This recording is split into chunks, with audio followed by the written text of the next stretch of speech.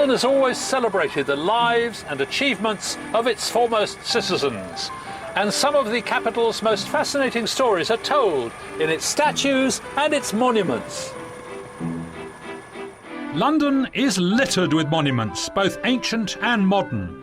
There are statues of our kings and queens, of pioneers and great thinkers, and of course memorials to those who have lost their lives in wars and disasters. Probably the greatest tragedy that hit London was the Great Fire of 1666, and it started just about 100 yards up there in, look, Pudding Lane. And after it was all over, they built a monument to commemorate the fire, and here it is, the monument. It's 202 feet high, by far the highest building in Europe at the time, and it's 202 feet from the place where the fire started. And now, sadly, I've got to climb 202 feet. The monument is the tallest freestanding stone column in the world.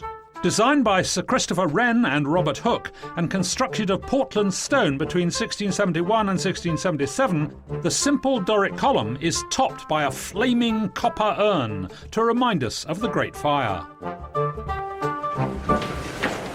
Hi, James. Hello, Adam. Now, you are, as I understand it, the historic buildings architect for the City of London. That's right, yes. So you know all about this historic building? Well, I know quite a bit, but not everything. Now, it's inside here, it's what, about 10 feet in diameter? Yes, something of that order. Why did they build it hollow? Fundamentally, because it's cheaper and it's standard building practice to just build walls of sufficient thickness to make the building stand up. But the people who built it, especially Hooke and his close acquaintance and working colleague Wren, were men of science. Wren was an astronomer, Hooke had invented telescopes, and this was an ideal place to continue experiments they'd been conducting in 300-foot deep wells. Right, so this is a well upside down, as it were. Absolutely, yes. Hooke and Wren would probably have conducted any such experiments from the basement area of the monument. It's quite steep, this, isn't it? It is. Quite awkward too. Oh, so this is it. This is, you reckon this was Robert Hooke's lab, as it were? Yes. And can you see straight up? Wow, it's quite sort of scary looking up there. Tell you what, I'd really like to try one of these pendulum experiments. Why don't you go up there and I'll wait down here and wait for the pendulum to come down? Right, thank you very much. I'll do that. It's a pleasure. Happy climbing.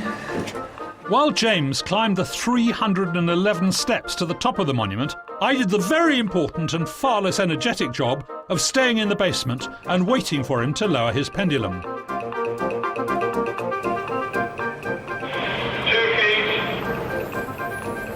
I'm touching it, so it's obviously not central. And I reckon that, to get it to central, we'd need to bring it over this way about, something like a foot. So obviously the tower is leaning a bit, because we know that strings with weights on the end hang straight down towards the centre of the earth. Hooke knew all about that, Newton knew all about that. I'm not surprised, frankly, that the tower is leaning a bit, because not only are there buses and trucks and the underground, but also there's the river only a few yards away with huge tides rushing up and down, and the whole lot of the local gravity is going to be distorted. So I don't think it's going to fall over. Suppose I start this swinging, and I will start it swinging straight across from here to there, all right, in a straight line, and you can see that it's going to swing in a neat straight line like that. Now, if we were to go away and come back in an hour's time, what would happen would be that straight line would apparently have moved round. So instead of going like that, it would be going across this way a bit, because it will swing in a straight line in space. But meanwhile, the Earth is turning, and the Earth will turn underneath the pendulum, leaving the pendulum swinging where it was. So during the day, it will gradually move all the way around the room. From the monument basement, it was originally possible to look right up out of the top of the copper urn into the sky. A lens at the top and a second lens at the bottom would have turned the pillar into a vertical telescope, allowing Hooke and Wren to track the Earth's movement by the stars. Sadly, this meant I would have to finally walk up those stairs if I was to see for myself. James, I've made it. How many stairs do you say there were? 311 and then about another 20 or 30. Well, I reckon you must have added a couple of hundred in from here. Now, it's getting very narrow here, isn't it? It's closing in. Yes. This is the beginning of the vase or urn on top of the Doric column, which is what the monument is, and on top of that is the flaming orb. Oh, I see, to represent the fire. The Exactly. fire. Exactly. Right. Do you mind if I don't actually climb up there? I think it's a very good idea. It looks very hairy to me. Yeah. Is it normally open at the top like that? No, it's not. We've opened it so that you can see the sky. Oh, wonderful. Because this board, I'm afraid. Oh, this board, that's why I couldn't see from below. Exactly. Many of London's grandest monuments commemorate war heroes. The most famous is right at the heart of the city. This noisy place is Trafalgar Square, home of what is probably London's best known and best loved monument, Nelson's Column. They got scaffolding all the way up. Well, I guess I better go and see what's happening up there. Trafalgar Square was designed by Sir Charles Barry in 1838, and a couple of years later architect William Railton started work on a column to commemorate Vice Admiral Lord Nelson, who'd been killed during his decisive victory over the French and Spanish fleets in 1805. So the square came to be called Trafalgar Square. I was lucky. I turned up during a major restoration of the entire column, which gave me a rare opportunity to see the cleaning process and a chance to see Horatio himself up close. Unsurprisingly, London's biggest pigeon perch gets pretty dirty. More than 20 years' worth of pigeon poo is built up, not to mention the grime left by thousands of daily visitors. It's not just the column itself that's being spruced up. The faithful bronze lions that guard Nelson are getting a clean too. The bronze that sculptor Sir Edward Landseer used to cast the lions is said to have come from the melted down cannons of the French fleet. The lions were part of the original design for the square, but they were actually added about 20 years after Nelson's Column was erected. But that didn't mean they were not going to get a nice new wax and polish. Right, so can I have a go? By all means. So just shove it in there. Not too much. Not too Like much. that? Yep. And just paint it up. Just spread it around. Oh yeah, that's not bad, is it? Well, you can see the colours. Do you think I can make a lion waxer? That's the one. I'm going to apply for a job waxing lions. Doesn't seem to have any effect at all. It will. Will it? Time. How long do I have to do it for? Well, until you get the shine coming through. It's worse than cleaning my shoes. Takes a while. Come back next week. I was surprised to find out there was even more brass on the column itself, but this time I wasn't volunteering to help clean it. Now, Adrian, what on earth is this? Is this bronze? This is all bronze. There's 4 bas reliefs at the base of this column. This is bas relief. This is a bas relief. Okay, Yes. and so these aren't carved. These are casts. Are These they? are actually cast, and they're made up of a number of pieces, which we couldn't really tell before the wax was removed. But now the wax has been removed. So this arm, Start because seeing to have a these. mould that included this detailed hand would be impossible. It wouldn't would be, exactly. The 4 bronze bas reliefs were made from French guns captured by Admiral Nelson himself, and they depict his greatest triumphs. The victory off Cape St. Vincent, the bombardment of Copenhagen, the victory of the Nile, and finally, Trafalgar. Nelson's Column is frequently used as a measurement of height. However, during the restoration it was found that instead of towering 185 feet above Trafalgar Square, the column, including the 17-foot statue of Nelson, is a mere 169 feet and 5 inches high. It still felt pretty high to me when I got to the top.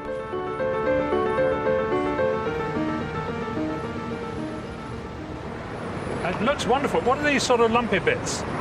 These are areas where there was mortar which had been put in the past to possibly defects in the stone. Oh, wow.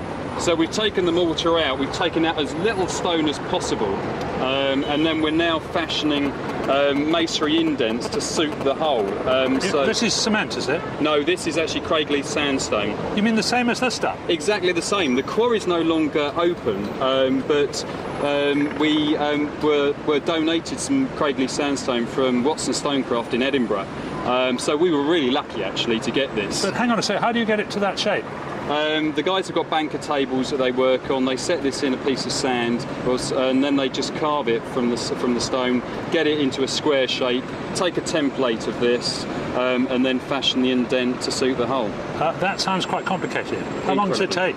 This one took a day and a half to do. Just to wow! And he's got to fix it yet as well. But the level of masonry, degree of masonry craft skill to get that is first class. That's going to be fantastic, isn't it? You'll hardly notice that. By the time it's stuck in and got a bit dirty, it'll look just the same. Exactly. Well, the stone will oxidise over a period of time, and it will actually start dulling down to a grey colour. I'm lucky to have come face to face with Horatio. Nelson's Column is a famous landmark, but not many people get to stroke his fevered brow.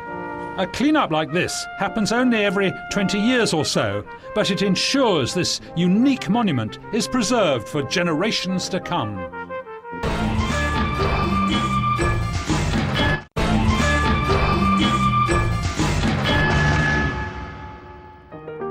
London's monuments come in all shapes and sizes and date back from all sorts of periods in our history. But Britain's oldest monument is down here on the embankment. It's 3,500 years old, and it's Cleopatra's Needle. The 60-foot-high granite obelisk was originally erected in the ancient Egyptian city of Heliopolis on the orders of Thutmose III around 1450 BC. It was presented to the United Kingdom in 1819 by the Viceroy of Egypt. But Cleopatra's Needle didn't come to Britain until 1877, when Victorian engineers finally found a way to move the 200-ton obelisk and erect it, using a kind of crane, on London's embankment. So how on earth did the Egyptians manage it 3,500 years ago? This is my obelisk, okay? I know it's a bit crude, but it gives the idea. And I want to put it on this plinth here, so it stands up like that, okay? It weighs an awful lot. So the Egyptians wouldn't have had the cranes to lift it up like that. They would have had to have a very cunning way of doing it. So what they did was to build walls around this. So there's a wall here, there we go, push that down there, and there's a wall here, and I'm going to put a door in this hole like this, so it's blocked up for the moment. And the idea is to get this obelisk balanced up here and then very slowly tilt it over so it lands on the base, and then it only requires a tiny push to get it upright, and with luck it would be a few blokes with ropes. But how do they get it up here? Because the Egyptians didn't have huge cranes. But they had an enormous amount of cunning and an enormous amount of sand, because most of Egypt is desert. So first of all, they filled this. Of course, this wasn't really a box. There was just an empty space here.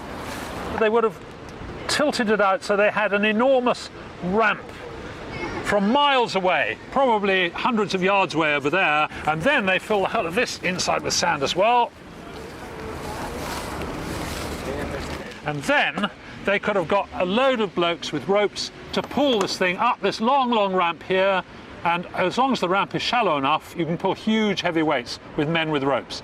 And they gradually pull it right across until it rests just on this edge like that. And then chaps, brave men, go in with shovels and start taking away the sand from the inside. And of course, as the sand disappears from under this end of the obelisk, with luck, it'll begin to fall down. I'm quite glad that I wasn't underneath the end of this obelisk, because there must have been moments here when it could have gone at any time. Ah! Very nearly! You see, the idea, if I got it just a little bit slower, it would have gone onto there, and then you would have had some blokes standing up here on this wall with ropes. And to be honest, it's really not a great effort to push it. Well, I've still got some sand on my plinth. It needed a bit more care. I think maybe those Egyptian engineers were a bit more skillful than I am. Anyway, to find out about the obelisk, I've got a chap down here who knows everything. This is Chris Elliott, who's writing a book about Egyptian London. So, Chris, tell me about this thing. It comes from Egypt. Is it really Cleopatra's Needle? Actually, it's got nothing to do with Cleopatra. Oh. Afraid not. It was only set up in Alexandria approximately 20 years after she died. It was on the beach. It fell down in about the 14th century in an earthquake. It had been set up there by Caesar Augustus in about 10 BC. Right. He had taken it from where it was originally set up, which was outside the Temple of the Sun at Heliopolis, right. Now one of the suburbs of Cairo. Right. So, this is presumably bronze, is it? Yes. Oh, it makes a good noise, yes. Now, what are these chaps doing here? Well, they're guarding the obelisk, Right. and technically speaking, they're the wrong way round. They should No. be facing the other way, yeah. But that's if you want to get picky. Right, so what should they be doing facing the other way? Well, they're normally flanking the sun disk. Okay, so they're looking out east and west, as it were. And the obelisk is a symbol of the sun god. The ancient Egyptians set them up in pairs, either side of a temple doorway or gateway, as symbols of the sun god.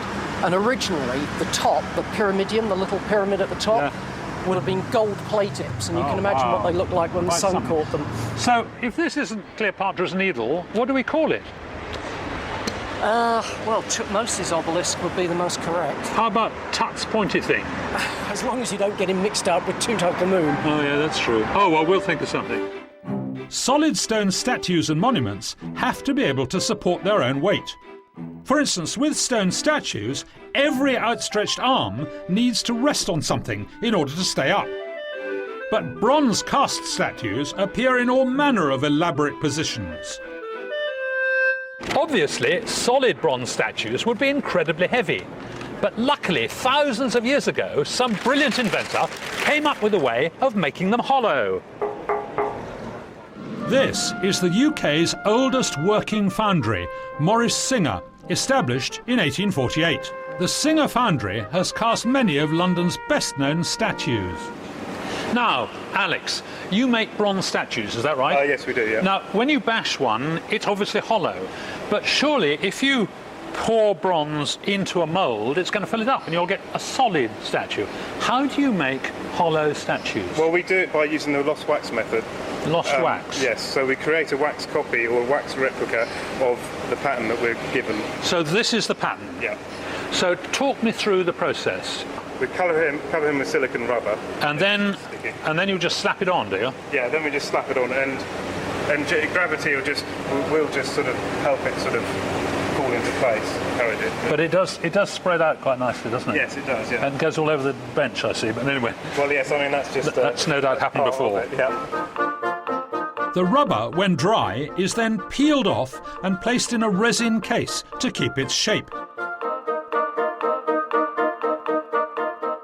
Now you're not going to pour the bronze in here. No, we don't. We start now by making the wax copy using this silicone rubber. Right. So how do you do that? Well, we start by painting 2 or 3 coats into the mould. Paint the wax. Paint in. the wax So in. you've got liquid wax. You've melted it. Right. Hot liquid wax like this. Right. It is very hot. Can I paint a little bit in, or Yes, you certainly will I can, make yeah. a mess of it? No. It'll be fine. Anywhere? Just anywhere you like. Okay. I always knew I had an artistic streak in me. I don't think I've ever painted the inside of somebody's ear before. You're putting the wax back in the ear, really, aren't you? The two sides of the mould are clamped together. Then Alex poured hot wax into the mould. Oh, wonderful green glue. And then we'll just swirl it around and count to 20. You need to constantly rotate it as well, just so you get an even coating.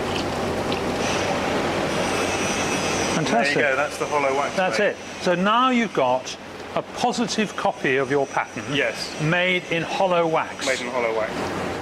We left the wax to dry a bit and then carefully took it out of the mould. Ah! Hey! Hey! That's not bad, is it? That's terrific. You can see it's all hollow. And it's not as thick as that edge. It's only about, thinner than my fingers anyway. Yeah, it's... We dipped our wax head in a liquid ceramic.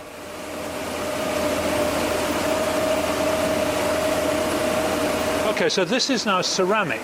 Yes, this is, yeah. This will harden into stuff like china. Yes, it will do, yes, yeah, Right. very much like China, yeah. And that's on both the outside and the inside. And on the inside, you can see on the inside. Yeah. Yeah. And we'll just place this in here and just coat it. Oh, I can do this. It's a sandpit, isn't it? It is big, he's taken a lot. That should be fine. That'll do, will it? Just empty it. Once the ceramic is hardened, the wax can be melted out to make space to pour in the molten bronze. It runs through channels into the space where the wax was, and then it's left to cool in the ceramic shell.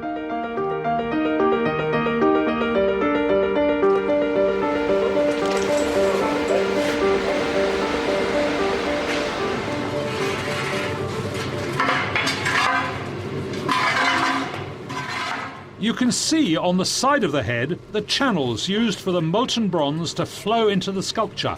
These will be removed, leaving only an elegant, hollow bronze head. Oh, it comes off very clean, doesn't it? It does come off very clean, yeah.